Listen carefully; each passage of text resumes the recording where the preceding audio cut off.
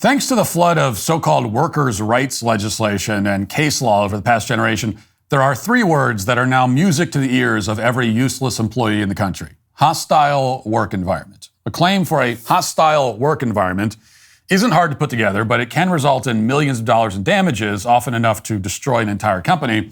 And for that reason, hostile work environment claims have become the weapon of choice for both workers who are really bad at their jobs, as well as workers who actively want to sabotage their employers.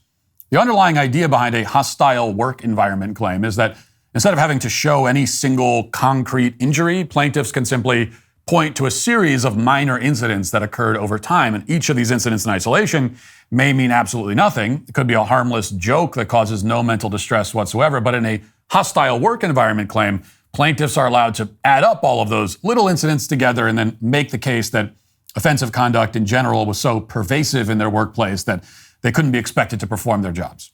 The exploding popularity of these claims has become a major tool of left-wing lawfare, and now it's having a noticeable effect on pretty much every major corporation in the country. It's slowing productivity. It's making everything more dull and uninteresting. Companies that actually try to innovate and excel are especially vulnerable. So you may have seen that 8 former SpaceX employees are now suing Elon Musk in Los Angeles, alleging, among other things, that he operates a hostile work environment in violation of the Fair Employment and Housing Act. These are the same former SpaceX employees who back in 2022 helped distribute an open letter that publicly called Elon Musk's behavior embarrassing. And they were fired, unsurprisingly, because attacking your boss in public generally doesn't go over well. But the employees predictably are back with a lawsuit against Elon Musk and SpaceX that every major mainstream outlet, from the Wall Street Journal to Axios, is hyping as a really serious piece of litigation. Here's CNN, for example, interviewing one of the 8 plaintiffs in the case. Watch. Paige Holland-Thielen is one of the plaintiffs in this case, and she joins me now. Paige, thank you so much for joining me this evening. I do want to go through each of these allegations one by one because they are frankly extraordinary. One is that people are evaluated on bra size. What's happening? Can you elaborate? There was a very popular tweet from a little while ago where Elon claimed that he was starting a university with what he considered humorous acronym, and I won't go into what that is, but that got very popular and got repeated all over the workplace. And one of the follow-up tweets was that D's get degrees, which was a joke about breast size due to the acronym of the fake college. So things like that were widely shared on all internal chat channels and talked about in meetings. So it turns out that, according to this plaintiff, Elon Musk evaluates employees based on their bra size. Pretty serious claim. I mean, it sounds pretty outlandish, actually, so you'd hope she'd have some proof to back it up. But instead of providing any real evidence for this claim, the employee points to a tweet that Musk sent out to his 180 million followers. And instead of just not reading the tweet or unfollowing Musk on Twitter, she apparently couldn't avoid seeing this horrible tweet. And conveniently, she says that she simply can't repeat the tweet on air. It's just too shocking, apparently, too upsetting. Now, if you read the complaint, though, you'll find the tweet she's talking about. So here it is. I'm gonna read it to you. It's very traumatizing, but this is what he tweeted. Quote, "Should I make the Texas Institute of Technology and Science real? It would, of course, have advanced social studies, too." Close quote. That's it. That's the tweet. So this is what's known as a joke, and millions of people who saw the tweet immediately understood that it's a joke. The acronyms for Texas Institute of Technology and Science and Advanced Social Studies would be TITS and ASS, respectively. So that's the punchline. And in a follow-up tweet, the complaint says that Musk wrote, "D's would get degrees" at his fictional university. Now, from those 2 tweets, we're supposed to conclude that Musk and SpaceX evaluate employees based on their bra size. It's a joke about D's getting degrees at a fictional university that he posted on Twitter. Now, what we learn from the tweet, if anything, is that Musk maybe needs to hone his material a bit if he wants to pursue a career in stand-up comedy. But we don't learn that he runs a hostile work environment, and we certainly don't learn that Musk conducts performance reviews that involve ranking employees by their bra size. That's just a thing that is not happening at all. This is the kind of frivolous complaint that now confronts SpaceX, a $200 billion company that is objectively doing more to make humanity a spacefaring civilization than any other organization on the planet, including NASA. A woman and her colleagues didn't like a joke that Musk made on the internet about a fake university, and the corporate press is promoting this aggressively as a major scandal. Forget about how SpaceX landed a 400-foot tall reusable rocket for the first time in human history. Never mind the fact that SpaceX could use that technology to land on Mars in the near future. Like, they are very probably going to do something that has never been done. It's like they are on their way to achieving potentially the greatest accomplishment in the history of mankind. Don't focus on that. Focus instead on this particular joke, a joke which, again, has nothing to do with Elon Musk evaluating employees by their bra size, which was the original accusation. So I pulled up the full complaint to see if I was missing anything here. There's a whole section devoted to the grievous injuries that fired SpaceX employee Rebecca Clark allegedly suffered. Here's the part about evaluating women based on their bra size. Quote, Clark attended the Falcon meeting with Vice President John Edwards and HR Representative Janet Fernandez. She observed that Mr. Edwards acted in an angry and aggressive manner in response to employees' concerns about the hostile work environment. Clark pushed Mr. Edwards to clarify whether Elon's tweet indicating that a woman is valued based upon the size of her breasts was the view of SpaceX. Edwards ultimately repeated words to the effect of, SpaceX is Elon and Elon is SpaceX. Simmons nodded his head in agreement with Edwards and repeated some of the things Edwards said, such as, the mission to Mars is the most important thing and there's no time to focus on these issues at work. Can you imagine? He said going to Mars is more important than like a boob pun that Elon Musk tweeted. Where are this guy's priorities? I mean, come on. In other words, this woman was so offended by Elon's joke that she concluded that a woman is valued based on the size of her breasts at SpaceX. That's the leap that she made, in her own words. And when the higher-ups told her to knock it off because they want to focus on important things like launching rockets to Mars, she, of course, became even more offended and added that to the lawsuit as well. The rest of this complaint from these former employees is full of allegations like this. Actually, it only gets worse, actually. It reads like a parody of a lawsuit. It's almost as if they intended to catalog Musk's greatest hits on Twitter, and then some lawyer got a hold of the document and pretended to be outraged by it. So here's one of the allegations that's supposed to convince us that this workplace is extremely hostile. So hostile that these women couldn't get any work done. They were so traumatized by all of it. The complaint states that Elon Musk is guilty of, quote, mocking Bill Gates by creating a meme of him with a pregnant-looking belly, accompanied by the text, in case you need to lose a boner fast. So that's right. Elon Musk on his public Twitter account made fun of Bill Gates, a billionaire who does not work at SpaceX. It's a joke that millions of people thought was funny based on their documented reactions on the internet. And it is pretty funny.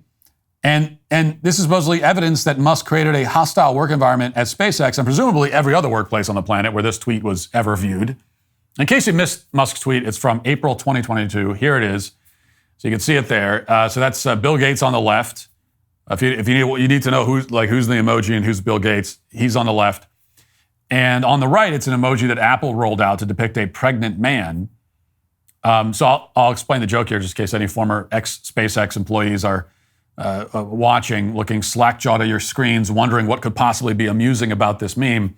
You see, back in 2022, both Bill Gates and the Apple emoji were being widely mocked. Bill Gates wanted to tell the whole world how to live their lives in order to be healthy, but he's substantially overweight. Meanwhile, Apple styles itself as a tech brand for intelligent, science-conscious consumers, but they're pushing the idea that men can get pregnant. Elon Musk posted a meme combining these two absurd situations in order to maximize the humor. It's supposed to be funny. This is how jokes work on this planet that we call Earth. Now, it's a minor aside, but also note that contrary to what the complaint says, nowhere in his tweet did Musk suggest that he personally created that meme as opposed to simply sharing it.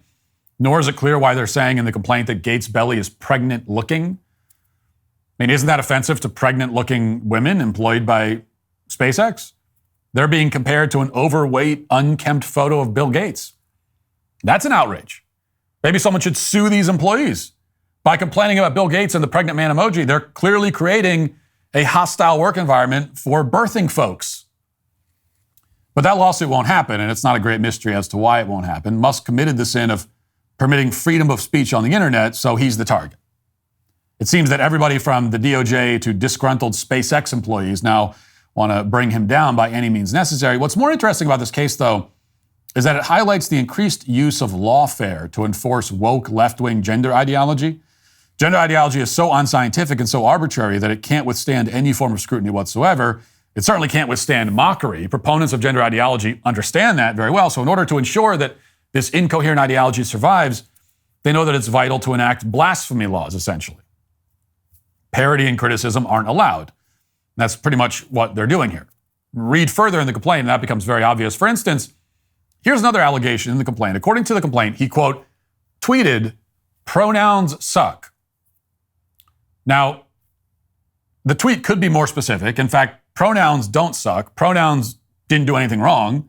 Like, let's not blame this on the pronouns. What sucks is the idea that people get to choose their own pronouns. It's like the pronouns themselves there's nothing wrong with them. It's how they're being used. And that's obviously what Elon Musk was referring to. Now, if a pronoun wants to sue him for slander, maybe it would have a case, but an employee citing it in a lawsuit is a joke. It's an unintentional joke, unlike the jokes that they're suing over.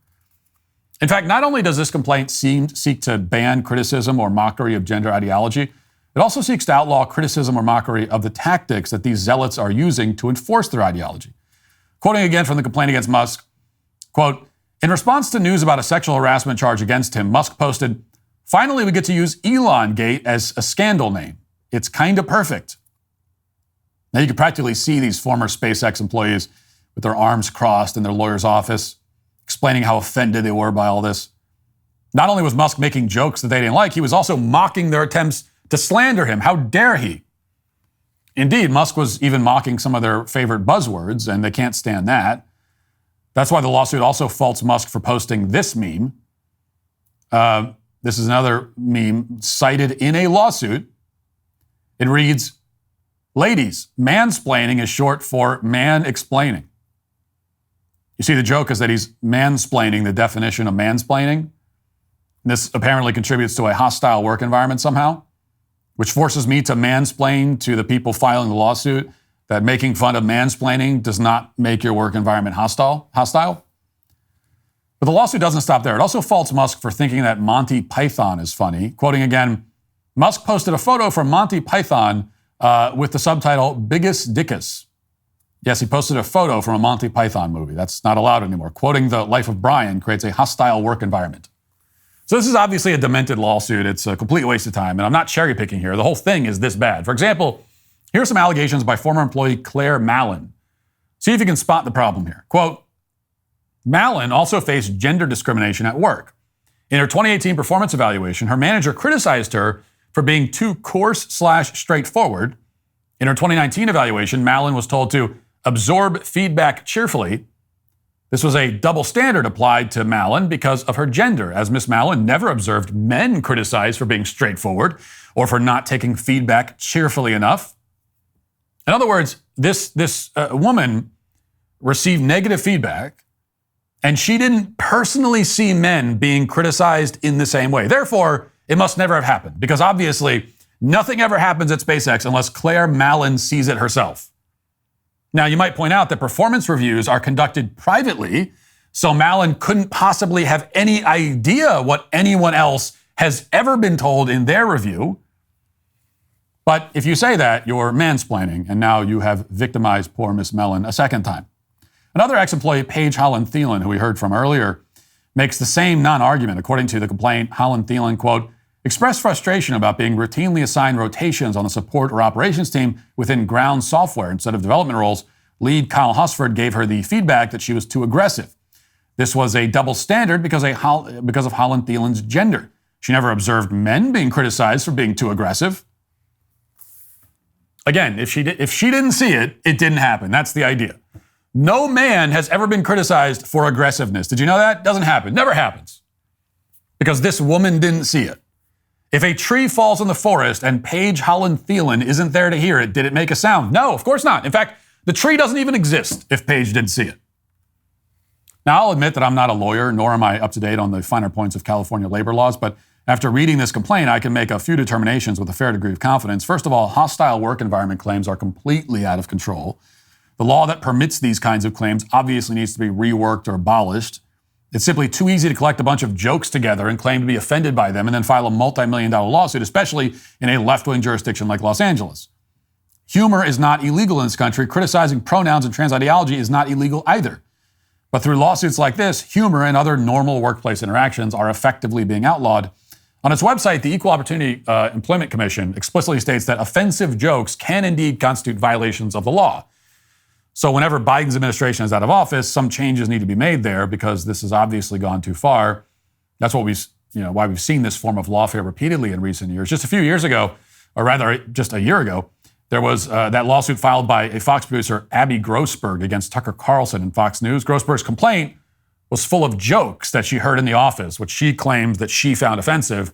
From Grossberg's interviews on left-wing cable news channels, it's apparent that one gag in particular that really bothered her, it was the pictures of Nancy Pelosi that she says were plastered around the office. Watch. I show up first day of work, and I know that this is a popular one. It's been widely publicized. There are literally pictures like this big of Nancy Pelosi in a bathing suit in Europe, plastered all over. There was even one on my computer screen for the temporary computer I had to use, and I had to take it down.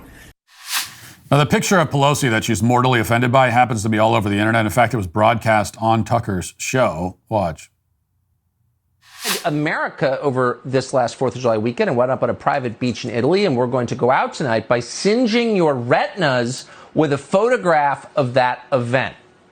This is third in line from the presidency on a private beach in Italy. Soak it in, ladies and gentlemen. Close your eyes as you go to sleep tonight and try to get that image out of your head. If you can. We'll be back tomorrow night, 8 p.m. The best night with the ones you love. See you then. Oh, Jason Chaffetz is in. For Sean, is that correct? I'm sorry, I'm hearing that. Tucker, Jason what are Chaffetz, you doing? You put up that... What'd you get every person in the country to turn off their televisions? You throw that up on the screen? I didn't mean it. Someday I'm going to have a show before you, and I'm going to do that to you. So if I had to explain this to the offended women, this is what's known as banter. They're joking around about a picture that millions of people were joking about. But none of that matters because Grossberg says she was bothered by it. And add that to a zillion other similar complaints, and you get a hostile work environment and a settlement worth millions of dollars. And as a side note, you may have noticed that it seems so often to be women who are behind these complaints. SpaceX is trying to go to Mars, and Elon has to deal with a bunch of women crying because their feelings were hurt by a tweet. A bunch of women saying, I didn't find that funny. That's not funny. And the funny thing is that these women are ostensibly doing this in order to defend the rights of women in the workplace, but all they've really succeeded in doing is reinforcing every negative stereotype of women in the workplace. Like, if you want to make it so that nobody wants to hire women or work with them, this is how you do it with stuff like this. Every single negative stereotype is reinforced by a woman everyone else is trying to get their job done. You have a woman sitting there, this isn't funny. I'm offended by this. The best thing you can do if you want to help the rights of women in the workplace is just move on with your life and stop being offended by everything. Anyway, these kinds of complaints are becoming more common in part because the media always pretends to take them seriously, even when they make no sense. Take, for example, the complaint about a toxic work environment at Jimmy Fallon's show. This complaint hasn't materialized into a lawsuit, at least not yet, but it was still presented by media outlets as evidence that Jimmy Fallon's workplace is hostile and oppressive. Watch. I'm very lucky I have The Tonight Show. They were kind of walking around on eggshells. It's a great show. It's super fun. It's loose. Jimmy Fallon and the new Rolling Stone expose. The bombshell report includes claims of erratic behavior, a toxic workplace, and 9 showrunners in just the last 9 years. This morning, I spoke with journalist Christy Lee Yandoli. She also reported on the toxic workplace claims at Ellen and the Kelly Clarkson Show. In your estimation, in your opinion, what did you take away from your reporting? The biggest takeaway from my reporting, after speaking to 2 current and 14 former employees on the record, is that they said that there were what they call good Jimmy days and what they call bad Jimmy days, where his behavior was allegedly erratic and inconsistent. Now, not that this really needs to be said, but a boss having good days and bad days does not make the workplace hostile or toxic. That's what, it's because they're human beings, and that's the way it's going to be until bosses are replaced by robots. And I don't think that kind of workplace, when it happens, is going to be any less hostile, I can tell you. So this shouldn't even be a news story at all, but here the media is trying to sell these claims as proof that Fallon's show is dysfunctional or toxic. So Fallon had to grovel and apologize. And as you heard in that clip, there are many similar claims about many other shows. This is one of the main reasons that corporations are all producing homogenous, uninteresting products now. It's why comedy is dead. It's why film, television, and video game companies are shoving diversity casting down our throats, along with social justice plot lines.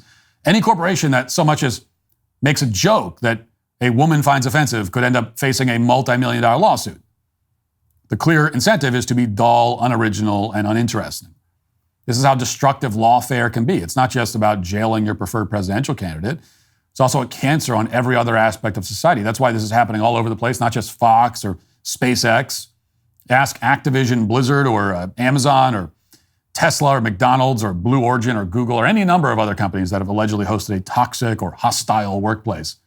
If you have a large enough company or organization, you're going to eventually hire left-wing activists and useless people, and then you're going to get these claims. That's why even Jimmy Fallon is getting them. Nobody is immune because none of the factual details really matter when there's a hostile work environment claim to be made. The only thing that's important is for one person to say that she's offended by things that no sane person would actually be offended by, and the lawyers will just sort of take it from there.